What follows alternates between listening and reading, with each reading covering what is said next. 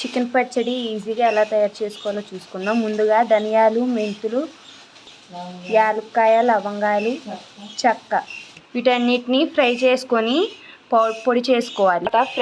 తర్వాత ఫ్రెష్గా అల్లం పేస్ట్ పట్టుకో.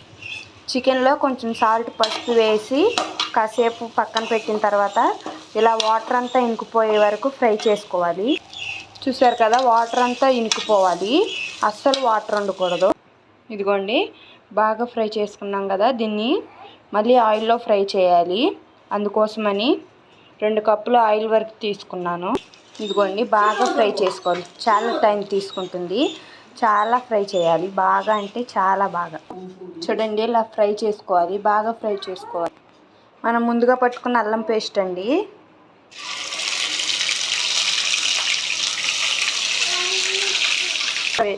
అల్లం పేస్ట్ కూడా వేసుకొని బాగా ఫ్రై చేయాలి.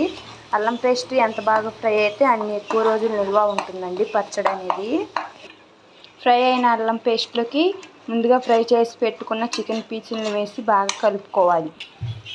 తర్వాత మనం ముందుగా రెడీ చేసి పెట్టుకున్న మసాలా పొడి అండి, 2 స్పూన్లు వేసుకుందాం.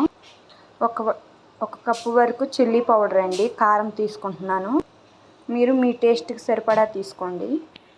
సాల్ట్ తగినంత వేసుకోవాలి. ఇదిగోండి, కారం వేసుకున్న తర్వాత ఇలా నొరగొస్తుందంటే అయిపోయినట్టే, ఆపేసుకోవచ్చు. ఇలా ఆపుకున్న చికెన్ పచ్చడిలోకి పెద్ద సైజ్ అయితే 1 నిమ్మకాయ సరిపోతుందండి, చిన్నదైతే 2 లేదా 3 పిండుకుంటే సరిపోతుంది. అంతేనండి, చికెన్ పచ్చడి చాలా ఈజీ. ఇలా ఇంట్లోనే ఈజీగా ప్రిపేర్ చేసుకోవచ్చు.